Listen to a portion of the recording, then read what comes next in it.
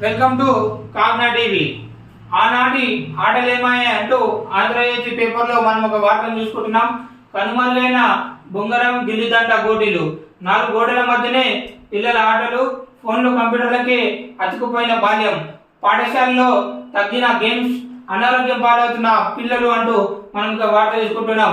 గిల్లి గోని ఆడుతున్న చిన్నారుల ఫోటో, అదేవిధంగా గోటీలు ఆడుతున్న చిన్నారి ఫోటోలను మనం పేపర్లో చూస్తున్నాం. కొద్దికొమ్మచ్చు ఆడుతున్న బాలురు అంటూ మరొక ఫోటోను చూస్తున్నాం. దీని విషయానికి వస్తే సాంప్రదాయ ఆటలకు కాలం చెల్లింది.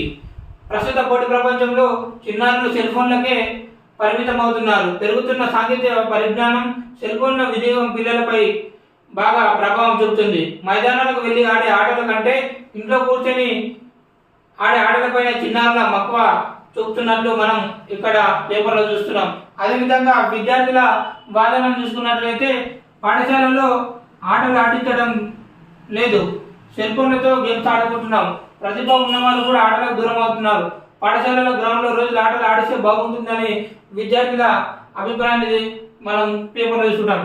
నేటి విద్యార్థులు క్రీడలకు దూరం అయ్యారు అంటూ Yadagiri physical director Telangana model school faculty చెప్తున్నటువంటి మరొక వాదనను మనం చూసుకున్నట్లయితే నేటి విద్యార్థులు క్రీడలకు దూరం అవుతున్నారు, సెల్ ఫోన్లకు పరిమితమై ఆరోగ్య సమస్యలు తెచ్చుకుంటున్నారు.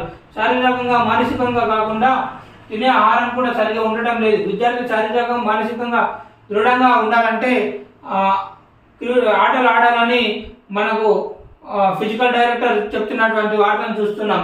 నిజానికి ఈనాటి పిల్లలు ఫోన్లకి పరిమితమవుతున్నారు.